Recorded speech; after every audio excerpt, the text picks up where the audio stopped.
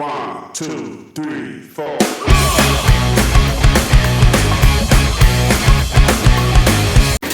Without any further ado, we're going to introduce our guest speaker today. He's been here 6 times in 7 years, so he's a frequent flyer here. And we're glad to have him again. Sheriff Billy Woods. Thanks, Sheriff.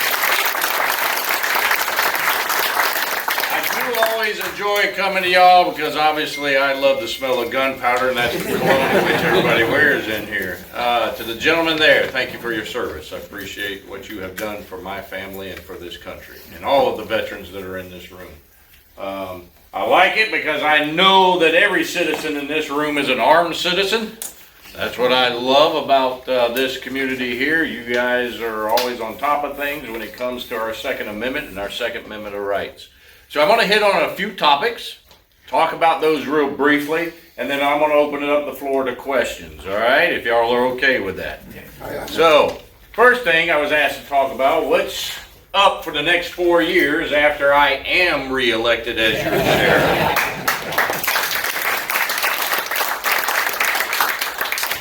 As you already know, our population growth in this county is enormous. Okay, we are bouncing between number 2 and number 4, not just in the state of Florida, but in the nation for the highest population growth county compared to other counties throughout the nation. When I took office in 2017, the population of Marion County was right around 309,000. Today, we're pushing 450,000. With the prediction of us being at a residential population, is what I'm telling you at the moment, with a prediction of population of around 600,000 within the next 2 years. But, however, what most those numbers do not account for is what we call in our profession the transit population. 35 years ago when I started in law enforcement, that word was never ever used. Okay, we never heard of such a thing. And it was the visitors that are coming into your particular areas. Was in a high volume. In today's time, traveling from Key West to Pensacola is extremely easy. You can get there in a day's time. They come through Marion County. Now, based off of traffic counts that the traffic departments do, based off of crash reports in which cities do and FHP do, you can get a picture of what this transit population is. So roughly for us, it's about 200,000 people a day that visit Marion County. Put that 200,000 on top of the population of residential. That is what we are servicing. That's what my deputies have to service every single day. So, in the beginning of my first term, I did some studies. One at the jail, one for patrol, seeing how many deputies we needed for the future. They did an outstanding job, gave me a prediction. I've been able to work with the county commissioners, built a great relationship with them so that we can progressively add deputies to the force in order to protect you. But however, I just told you about this population growth that none of us knew about back then, had no clue that this would occur. It has surpassed me. It's the ugly truth. Now here's what's bad about all these people coming. They ain't all good people, all right? I don't want to disappoint you. They're not all good people. So however, this plan has had to be amped up. So the goal for me, one of my main goals coming in the next 4 years is ensuring that we continue to add deputies. Now, I do have good news, okay? Although I said that it has surpassed me. When I took office in 2017, I had 251, let's get the number right, 251 deputies for the road. Today, I have 412. That's how many I've been able to add. In the jail, I had 214 detention deputies. I now have 326. So I've been able to add deputies to the road. But I'm here to tell you that is not enough. I went from 758 employees. I now have right under 1,100 employees. And with this new budget, I'll have around over 1,200 employees. Now, one of the things in there is it's not all sworn, because what we're beginning to find in this day and age, everybody in this room's probably got one. It's a smartphone, right? Technology. Technology has increased drastically in the last 5 years, let alone the last 35 years of my career. Okay? So, it requires smart people, and that's not me. Okay?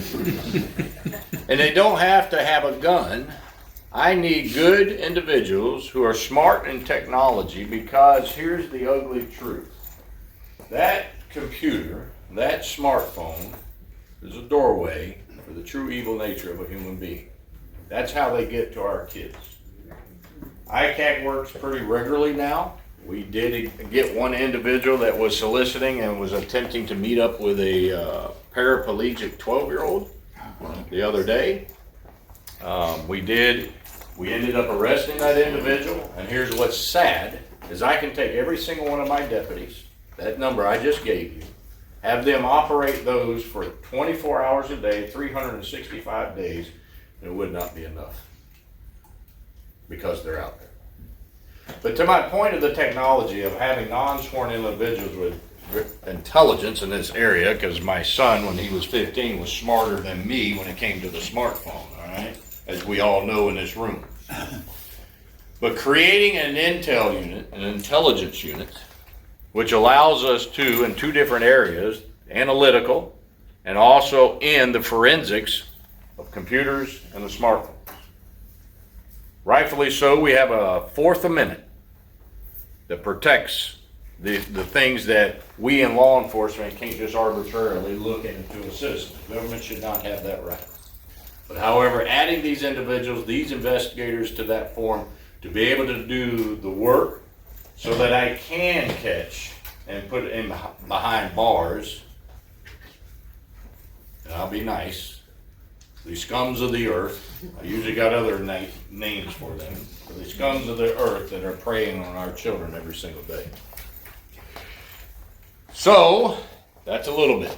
Now, I was also asked to talk about something that my phone, text messages, and everything else has not stopped in the last 1, 2, 3 days. Chopper cops. Thank you. I know there's a lot of people that have asked. One, let me take care of the one question that keeps coming up. Is there a season 2? The answer is yes. Now, I can't guarantee you that Paramount, although I was in talks with CBS president 2 days ago, they are loving it. They have made the decision that because now that other sheriff's offices around the state, around the nation, and other law enforcement municipalities have seen this, their aviation units, they want to be part of this. Well, CBS said, nope. Told the production crew, you're going back to Marion County, and it's only Marion County. And they love us here in Marion County because of the work in which we do. Chopper Cops, if you have not seen it, it is on Paramount Plus. They have been in production with my office for just over 1.5 years. Now, I will confess, I was a little reluctant because they were coming from California. But however, this crew, they think like we do, they believe like we do, they just, they got to be part of, if you're ever around me, when I talk to my deputies, when I talk to my staff and law enforcement in period, I tell people how it is a family. How many law enforcement I have in here retired? So you understand exactly what I'm referring to. We are a family. It doesn't make a difference in the color of the uniform. Green, brown, white, blue. We're a family. And they got to see it on Paramount Plus. And one of the things in the beginning that I hoped for, and they did it beyond my expectations, is I wanted it hopefully to show the human side of us in law enforcement. And I think they excelled in that. I think they did an outstanding job. For those of you that have not watched it, it is a show strictly about my aviation unit and what they do in the connection with everything that works on the ground. Because that resource, I know a lot of people question it, $3.5 million helicopter, you know, tax dollars are being spent, but what it does to protect you, it's worth every penny. It not only catches criminals, we find people in the National Forest. If you don't know it, the National Forest is 387,000 acres. And we take 75% of that in Marion County. So people get lost out there in the forest, okay? They go on their little camping trip. One of the episodes you'll get to see, I won't spoil it all the way, but one of the episodes you'll see with a mother and her son who do it on a regular basis got lost in the middle of the night. And if you've never been in the Ocala National Forest in the middle of the night, it is scary as hell, okay? And you can't see in front of you. Now, these phones we got, the batteries only last so long. So those are some of the missions. And one of the other missions that they do on a regular basis that you citizens don't know and the citizens of Florida don't know is they assist forestry on a regular basis for forest fires, especially out there in the forest. Now, the state of Florida only has, for forestry to fight fires, only 3 helicopters for the entire state. So they rely on us sheriff's offices an awful lot. And it's particular us because of the National Forest. One of my helicopters went down years ago. John Rawls went down because he was at that time assisting forestry with a baby bucket collecting water to go put out a fire in the forest. And luckily he survived that and he's back being a pilot today. The majority of my pilots are veterans. And for you military guys, that's probably about the only people I will fly with, to be honest with you, as a veteran. Now, they can be a little scary because they like to have fun in that helicopter. But I frequently remind them who signs their paycheck. So, this is what that unit does. I encourage you to look for it on Paramount Plus, watch the episodes. You will get to see what you, the men and women, right back there, what they do for you every single day of protecting. So one other topic is the bus crash in which we had out on West 40. Very horrific tragedy, loss of a lot of lives. Of course, the biggest question was the bus itself and the workers that were there. Now, for the newcomers into Marion County, we are the 5th largest county geographically in the state. We're over 1,600 square miles. Majority, we have over 2,000 horse farms. Horse farms alone. Does not include all of our agricultural farms, whether it be peanuts, watermelons, and whatever they're planting for whatever that season, cattle as well, is in this county. Enormous a lot. Our farm industry relies heavily on migrant workers. Okay? So I get the phone calls, probably for some of y'all, about seeing a bus of unloading, of Hispanics being unloaded at a particular location. It occurs. I'm not going to stand up here and tell you that we don't have the illegals coming in, because they are. I've seen it myself. Some of y'all have heard me talk about going to the border. I know it's occurring. It's occurring every single day. But for the vast majority of the time, the individuals in which you see are here by the right way. Legal. And in this case, on this bus crash, and I give kudos to Mr. Cannon, the farm that has been in Marion County for a long time. He had every paperwork completed. He had all of the stuff that was supposed to be done. He had the IDs of each individual. And to some degree, they became part of his family because these were workers that came back over to work for him in particular. Now, for you business owners, you don't just hire anybody. You like to hire people that you're familiar with, and you'll continue to hire back somebody. And that's what the farm did. And Mr. Cannon, they did it, and everyone on that bus was here the right way. And there is absolutely nothing wrong with it, with them being here and being migrant workers. Because the food that we are about to eat at noon today is because of people like that who want to earn a true living. And because of Mr. Cannon of doing it the right way, that we have the privilege to have the food on the tables in which we have, because of our farmers and the ones that do it the right way. So those were the three topics, and I know that was kind of quick, and I know that was a little bit, but however, that was the three topics that I wanted to bring up. One more thing, Marion County. So before we go off on probably gun rights and everything else, being I'm in this group, I know my audience. So, all right, Marion County. How are we doing in Marion County? I talked to you about the population growth. I told you how it's not all good people coming with this. How are we doing? I'm here to tell you, when I took office, hang on, I'm not going to take.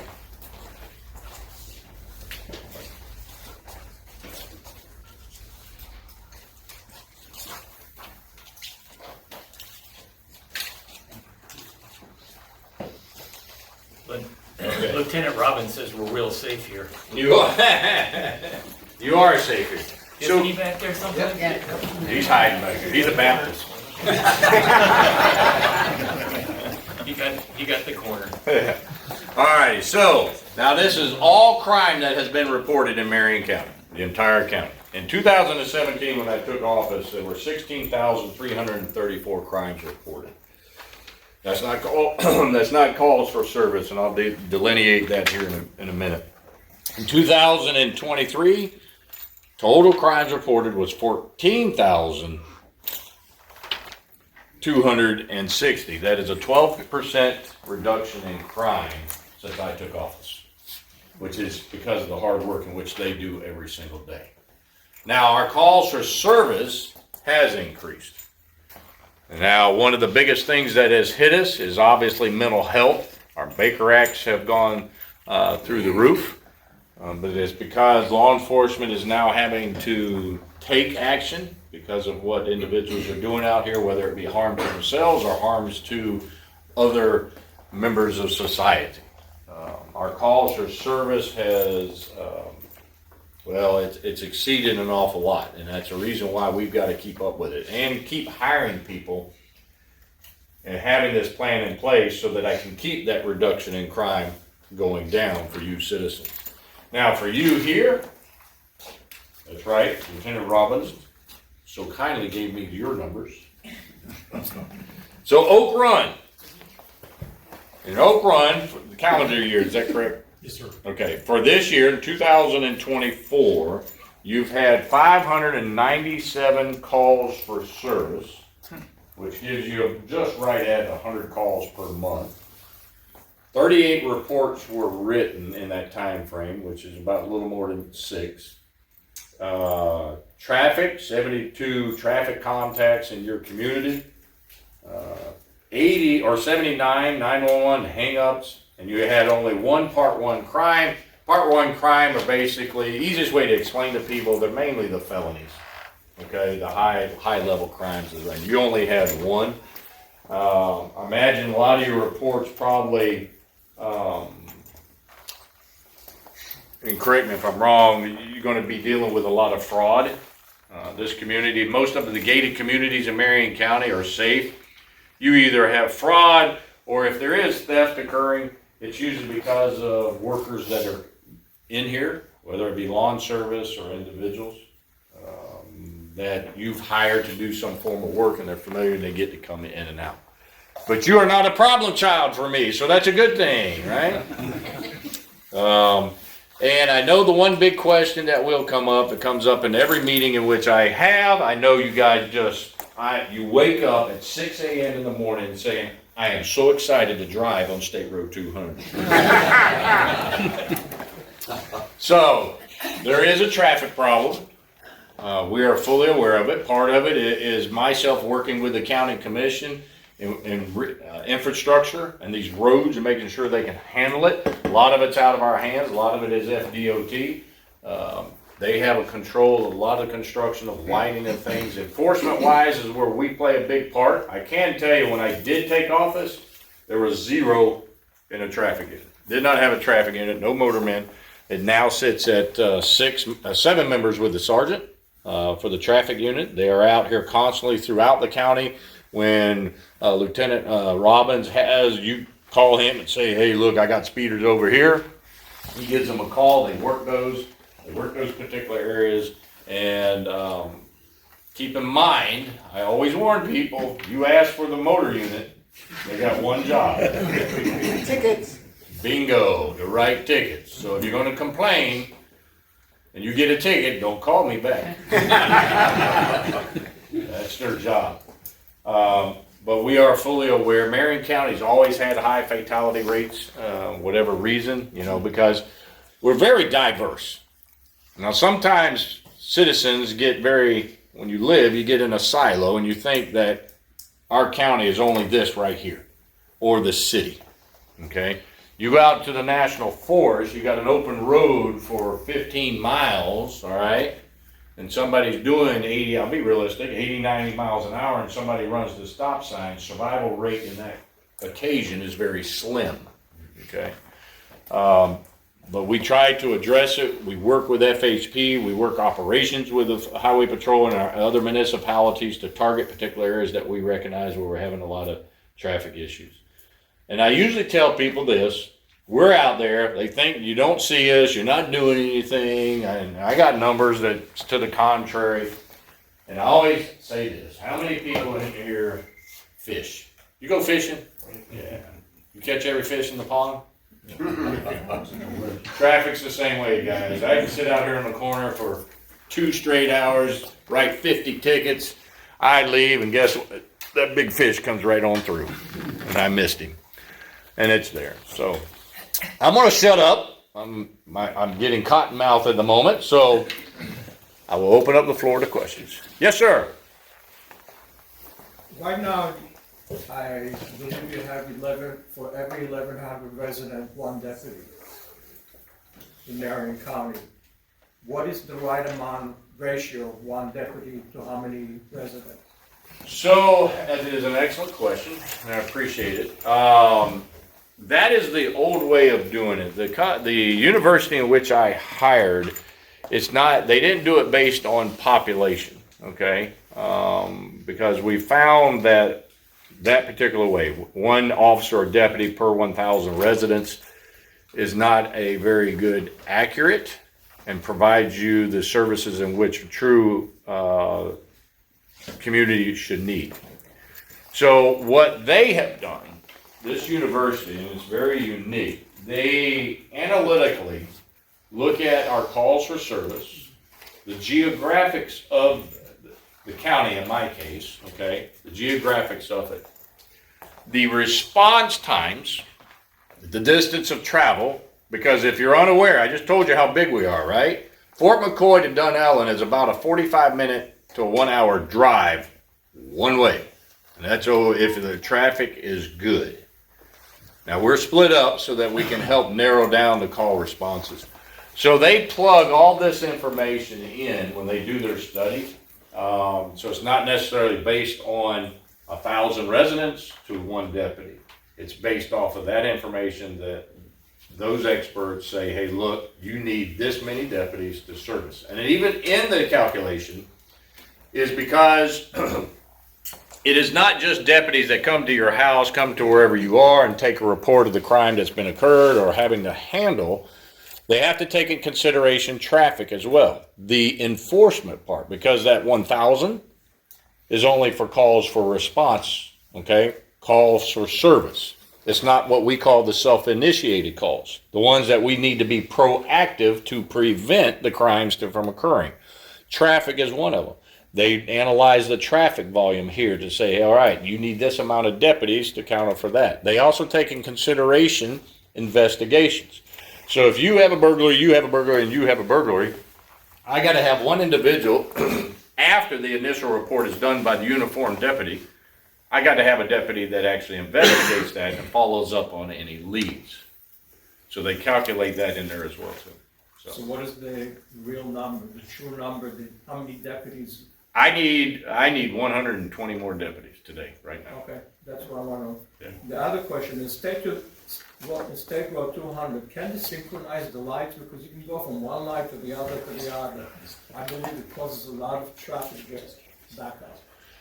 You know, I never try to guess what traffic engineering think. So sometimes that answer is yes and it's easy, sometimes it's not. It depends on the volume in each intersection that comes in. Give you an example. Most people don't know if I said Southwest 66th Street down here on 200. Y'all know where that is? Yes. Okay, so that light cycle, I had to get after them myself because I don't live far from here and I come that way. But on 66th Street, because the cycle in which they had to keep 200 flowing had Southwest 66th Street backed up to I-75 every morning. Right. Because it was only allowing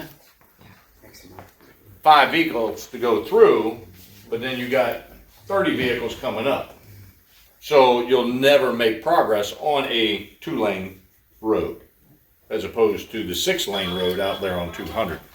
So you can't always synchronize them. Some of them are. They do. I can assure you they do monitor that and they try their best. Usually a cycle is 4 minutes.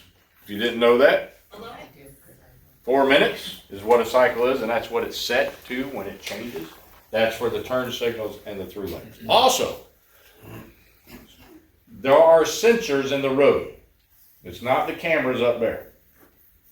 All right, so for the folks that go past that big, huge white bar that you're not supposed to, and you're sitting there through waiting on that light to change, it's because your ass ain't on top of the sensor. You've gone past it. Or you're 2 car lengths behind that stop bar, and you're not on the sensor either, and you're going, oh, what the hell? What ain't the light changing? It's because you're not up there on the sensor. That's why if you ever see an individual on a motorcycle, you should do 2 of you, because I was a motorman, 2 of you should be up there, because sometimes the sensor cannot detect a motorcycle. Depends on the size of it.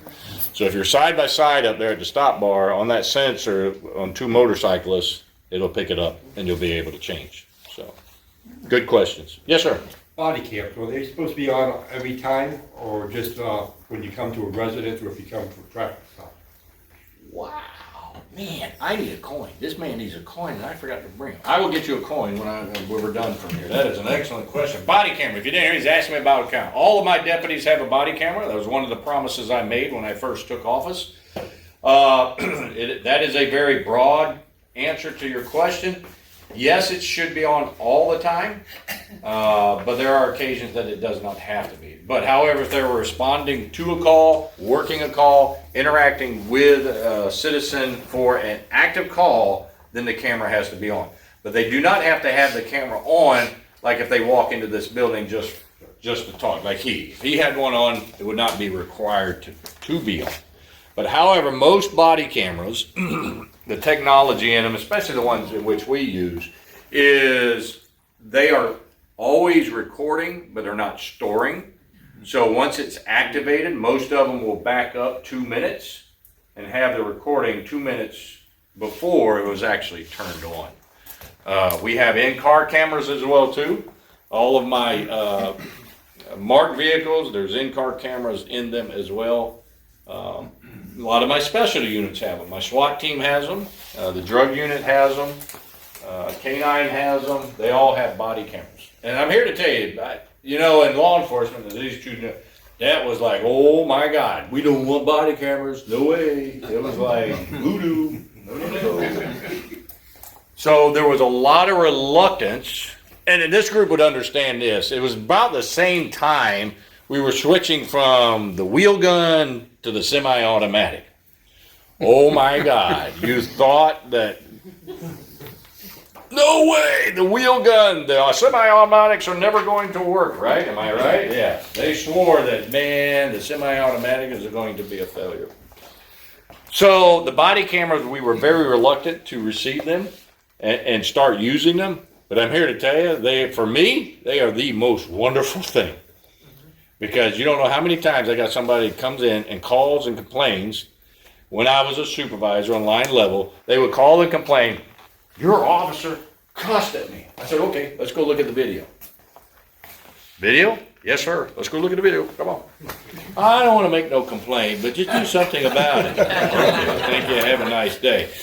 99% of the time, the officers and the deputies are doing the right thing out there, and it does me more good to be able to call BS on you and tell you to get your ass out of my office. So, because you're lying to me. It saves them more times, but then on the other side of the coin, because part of my job is ensuring that you have deputies out here that are doing the right thing. I'm not gonna stand up here and tell you that we are all perfect and we all do the right thing all the time, because I'm gonna tell you something right now, and when I say it, you're gonna go, oh yeah. Because in law enforcement, it's just like family. We all got that one. You just thought of their name, didn't you? You just named your family member. So the fact is we have some that do the wrong thing. I've had to arrest some of my deputies for doing the wrong thing, and those cameras is what helps us protect you from those individuals as well. But that is very rare, and I'm here to tell you. So thank you for that question. Yes, sir. Any opinion on Amendment 3? Remind me what Amendment 3 is. I mean, Marijuana. Marijuana, okay. That's what I thought.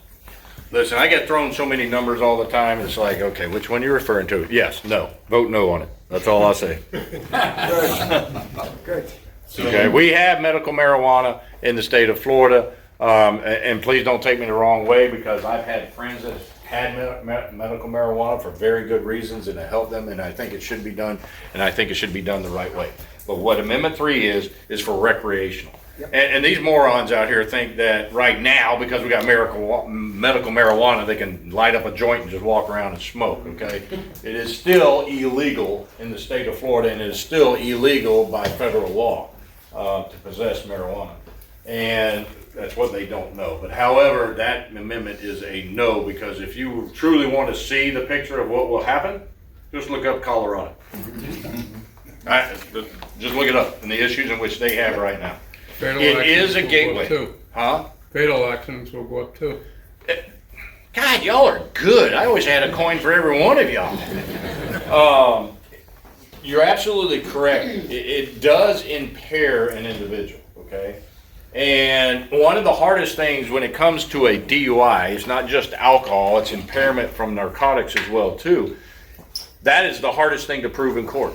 The courts throw that out because you got to prove quantitative and qualitative in this whole equation, and the courts just will not go with it. You got what we call DREs, drug recognition experts, that can go through the steps, okay, and determine if you got impairment because of drugs, not alcohol, but because of drugs. But the courts do not buy it, and it's a waste of our time. You go through all these motions and you go to court and it doesn't go anywhere, and eventually what happens is a judge will make a particular ruling on something, and then it'll make it to the Supreme Court, and they'll say it's unconstitutional to do this, and then it's solidified because it came from the Supreme Court and it affects us. So it's hard to do that, but you're absolutely correct. It will increase impaired driving. So yes, sir. And the marijuana today is so much more potent. Yeah, and here's the other It's problem. not your grandfather's marijuana. No, that's exactly right. Actually, I want to meet the first person that said, "Hey, look, I like that weed. Let me smoke it." So, damn it, I went blank. What was I about to say?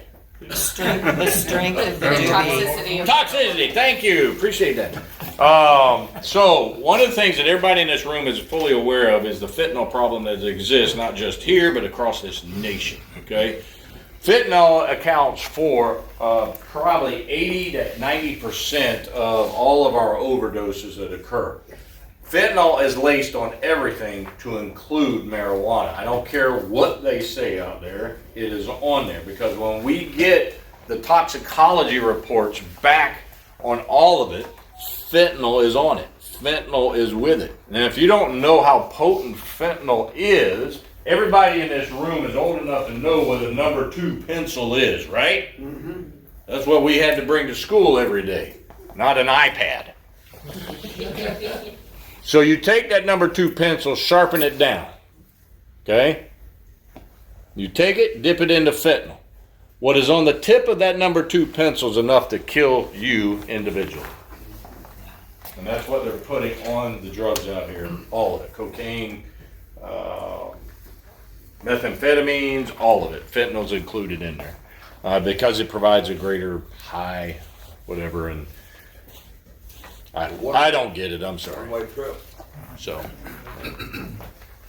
yes, sir. Sheriff, the Biden administration has seen fit to distribute their invited undocumented guests around the country. Has the county seen any influx of these undocumented aliens? Yes, to answer your question, I do. I see it because it comes into the county jail. Man, I wish I had. All right, don't hold me to exactly these numbers, all right? Roughly in the county jail monthly, I have probably about 150 on average booked into the county jail. Monthly, I work with ICE. I'm on the ICE program to be able to detain them and get their asses out of the United States with the federal government. Probably on a monthly basis, I do about 45 detainers. Again, don't hold me to these. This is off the top of my head. I didn't bring that number with me. So I'm averaging about 45 a month on detainers. 90% of those ICE comes and gets. The others I have to release. I can't hold them any longer. But that's what we're seeing. That has increased in the last 5 years. Here's the other thing I have to tell people. Everybody thinks it's easy for us in law enforcement just to come walk up to somebody and say, oh, you're illegal, I'm going to take you into custody. We have no way. I have no way of telling any one of you are U.S. citizens. I have no means of doing it. All right? Unless you just say, hey, look, I'm not a U.S. citizen. Now, when they get into the jail, when they don't have a citizenship, it is automatically sent to ICE, and they're the ones that can verify it for us. But we have no way and no means of doing it. So typically what has to happen, the person has to do something illegal for us to get in contact with them, for us to take them into custody, and then verification is done through ICE. Does everybody understand that? Yep. I wish I could, but I can't. There's just no way. Yes, ma'am. Yeah, I'd like to know, do we have any gang activity in Marion County? We do, yes. Anybody says no, they're just foolish. Now, let me clarify that. Gang is a very broad word, okay? We don't have gangs like California, Chicago, Detroit, and when truly organized, structured gangs, all right, where they have a hierarchy, where they have their officers, where they have their grunts and loyalty. We have what I call wannabe gangs, okay? Where, because they're not loyal to each other, they'll change gangs like, popcorn. They go over here, over here, over here. So they're never loyal to any one particular gang, but we have them. They're small little groups. We identify them. We identify them at the jail, whether it be through their tattoos. I do have cartel that are trying to bring gangs into Marion County. We've gotten information like that. We kind of target them as best as we can. They get into the schools. Where they start is on the young people in the elementary level, and they try to entice and get those young ones into their little family of the gang. And that's usually what our shootings are. The majority of our shootings are these guys shooting and killing each other. Unfortunately, very rarely they ended up killing an innocent individual. The mall shooting was not a gang related. It was a targeted. It wasn't a mass shooting, somebody walking in to kill a bunch. It was a targeted. And here's what never got put out, because it was not in, although it was in my jurisdiction, city of Ocala worked it, I would have plastered this all over the media if it had been me. So the subject shot the guy, right? He ran out. You want to know why he ran out? There were armed citizens in there that drew their weapons on him, and he dropped his gun and ran. That's what happened. Yeah. So that's why I loved armed citizens. That's why I love this group. That's why I love y'all. I want all my citizens to be armed. A number of areas in the United States are having problems with the homeless problem. I got asked this last night. Go ahead. But it was just throwing out, what's the state of that situation here in Marion? All right, so we do have a homeless problem, okay? Here's what I always start with. And I'm going to include myself because I yell at my wife for this. Part of it's our to blame. I'm going to tell you right now, stop giving them money. Thank you. So, how many of y'all watch Field of Dreams? If you build it, They will come. They will come. They ain't standing on that corner because they didn't get no money the day before. They're standing there because you gave them money. And here's where I encourage people. Go to Ocala PD's Facebook page. They've got a video where an interview with a former homeless individual is done. It'll piss you off. Because he describes everything, tells how now this individual has got a job, he's bettered his life, he's now in the right direction, he's no longer homeless. But he tells you how it is. Tells you how they can get 8 square meals a day.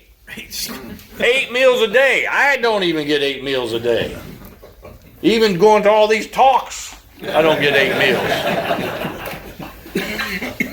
meals. So, and I'm here to tell you, 35 years, I've seen the homeless standing on the corner, take your money, then go into the restaurant, sit down, pull out a laptop and start ordering stuff off of Google or Amazon, whatever. All right. I do know personally 2 of them, filthy rich. They're, although the professor's, I think the professor passed away a few years back. It was always in the city. But when we looked into him, he was filthy rich. But he was always out begging, going through trash cans, lived in just on the dirt. Now don't go out here and tell people that the sheriff is a heartless bastard and doesn't care about the human being, okay? Because there are true homeless people out there. Be leery of the lady that's standing on a kid with her 3 kids. Okay, that's a scam. She's just there to get money from you. Think about that. And I'll give you another one because we joke about it. It's actually out on US 27 just west of the interstate. There was one gentleman that was on the corner every day. They're begging, having a sign out there, we'll work for food. They don't ever work for food. Just but he had like a, you know those soft casts they put on you when you light break or a bad spring? Yeah, he had it on there for months, right? The other day we noticed somebody new there. He had that cast on. We were laughing our asses off because now we call them all stanky boots. So, but the homeless is a problem. But here, some of the challenges for us, and I'm pretty sure Lieutenant Robbins has addressed this with y'all, is they live on these vacant lots, the wooded lots around here. A lot of times these lots are not owned locally. They're owned from out of county, out of state, corporations. And then when we call them to address the issue that you complain about, they don't want to do anything. Well, then they just tied our hands. There's nothing that we can do. We can't force them off of the property. Outside of when they go on the roadway. Now, here's one of the tools that we have worked with the county and the state. And thankfully, too, he's now a judge, one of my staff attorneys, Tim McCourt, is they have given the county and the state has, in certain areas, has given us authorization to issue them trespass warnings if they're in the right-of-way. So we give them a trespass warning, then by the permission of the state in a particular intersection or the county, then if they return, we can arrest them for the trespassing. And which is, it's not ideal. I mean, keep in mind, one, they're homeless. You want a free meal? Commit a crime, I'll give you a free meal. You get free health insurance. I mean, I take care of you medically, dentally, you know. It's all free. I tell people. Yeah. The homeless, many times I see I think they have the Roma, they have the little babies. I really don't care about them, but I always get, you know, those little kids are standing in the heat, in the environment. What can be done? Because it's a child abuse. So, a lot of the times the deputies do take care of a report at DCF. Now, I'm an old Florida boy. So, that's like when everybody's complaining about the heat at Rock Your Country. So, I would feel safe with this age group. When I was a kid, AC, there was no such thing as an AC, okay? Mom kicked my ass out the door and said, go play out in the yard, and 110 degree temperature didn't matter. I think society today, now I'm getting off a little tangent, I think we're a little spoiled, okay? We're a little spoiled brats, to be honest with you. Yeah, I enjoy this AC, but 55 years ago, there was no AC, and I played out in that right there, and buddy, I'm here to tell you, I didn't think nothing of it. I went and grabbed the water hose, when I got thirsty, but that's about it. But there is, don't take me the wrong way, because we feel bad for the kids. We like for the kids to be out. But most of the time when they come in contact, we take the appropriate reporting of what we need for them. And we watch out for them. What percentage we hear that they're standing on the corner and, you know, there's, oh man, they're probably Vietnam vets or whatever, we gotta be nice to them. What percentage of those are actually vets with PTSD or whatever? I don't have a number for you, but I will tell you that we have come across them that we have actually verified that they're not veterans. And most people don't know. We did have one a few years back claiming to be a Congressional Medal recipient. Actually, if you do not know it, that is actually a crime to claim that you have the Congressional Medal, federal crime, and they can be prosecuted for it. Back to the homeless, maybe a few months ago, I saw a bunch of homeless people behind Walmart at the corner of 95th Circle, and I called code enforcement, and then I complained, and I also called the real estate agent who was trying to sell the land. And I put code enforcement in touch with the real estate agent because the out-of-state owner wasn't gonna have it posted for no trespassing. Code enforcement said, that's fine, we're gonna bill you every month for the cleanup. And then they posted it and those homeless people went away.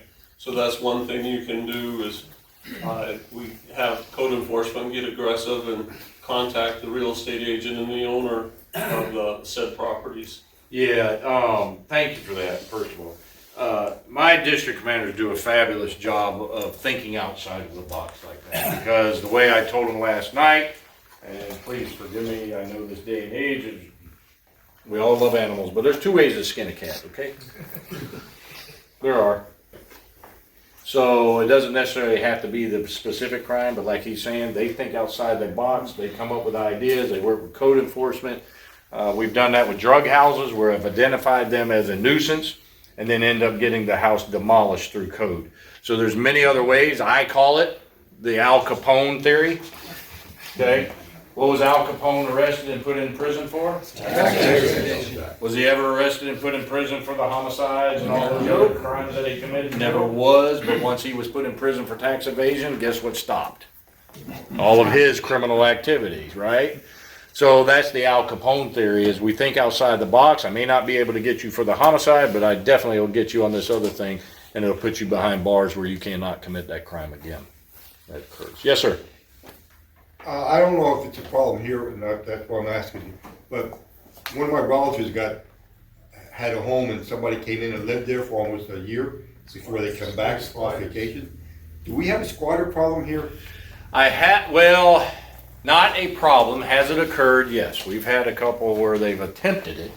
Now, luckily, if you're unaware, the governor signed a bill most recently that gives us a little bit of a stronger hand, which is an individual no longer has to go through all that paperwork to get them necessarily evicted, is basically what was claimed before. All they got to do is get with my civil division. They come to us, fill out this particular form. It doesn't go through the courts.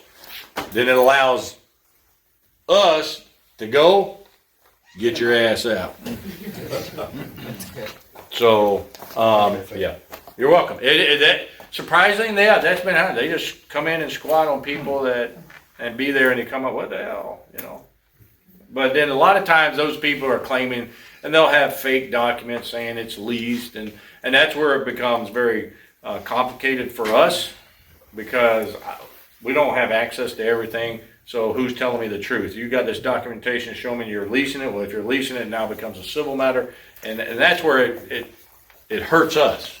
Don't get me wrong, we want to take action, but I also don't want to take action when they have a legal right to it, if it actually exists. So it's like walking on ice. Yes, sir. Is there any problem in Marion County with like police watchers and First Amendment auditors that harass the police? We have them, but not a major problem. We come across them. We call them, I just went blank, Ryan. Sovereign citizens? Sovereign citizens, yes. And frauditors. Yeah, frauditors. They're here, Yeah. but they don't give us any major issues. So, luckily, because most individuals like that, what they do recognize is the sheriff. They recognize the sheriff as the constitutional sheriff that we are, and they usually don't squabble with us. So, yes, sir. I just want to get your opinion on when you consider open carry jurisdictions, what's your opinion and how much weight do you put behind the value of having a concealed carry within that jurisdiction? On top of the fact that it may just be an open carry. Okay, I think I understand what you're asking me. I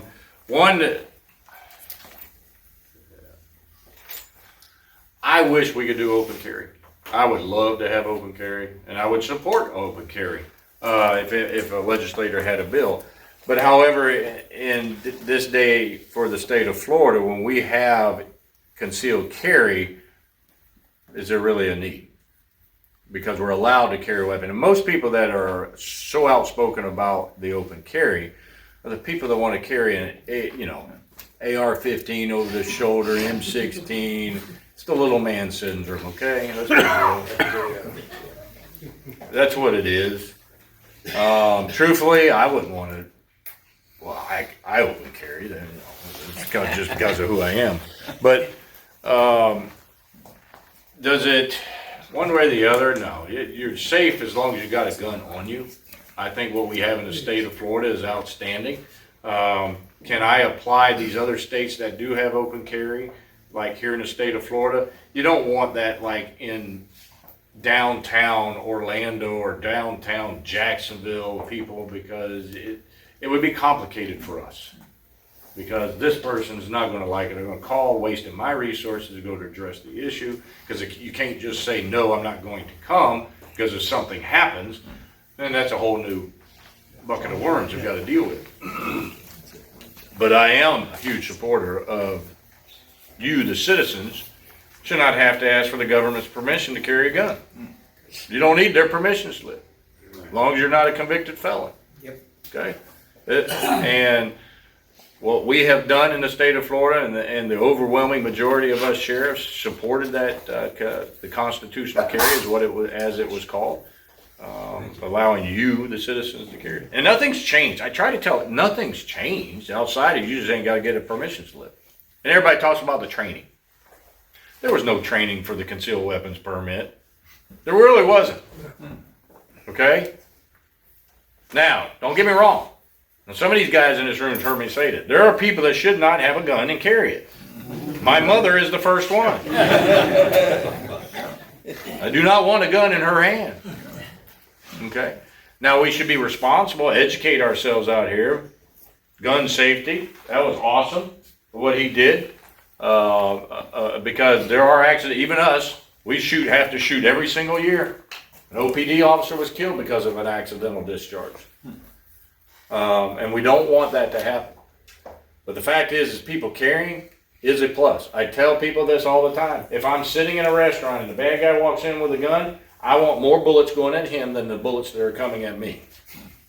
I want everybody to stand up and just unload them, because my combat veterans in here understand that when you're under gunfire, you got a little bit different perspective. You're a little more reluctant to fire down range when you got bullets coming at you. And I've been shot at.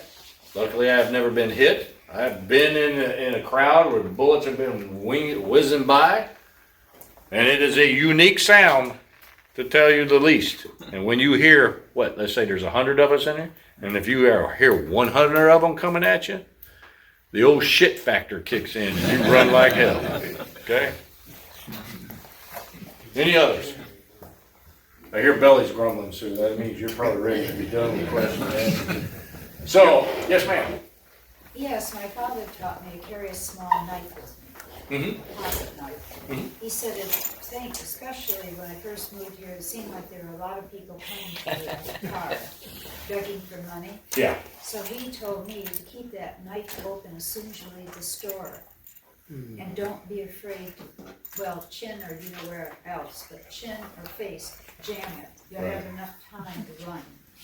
And do not open the car door. Just don't fall down and jam yourself.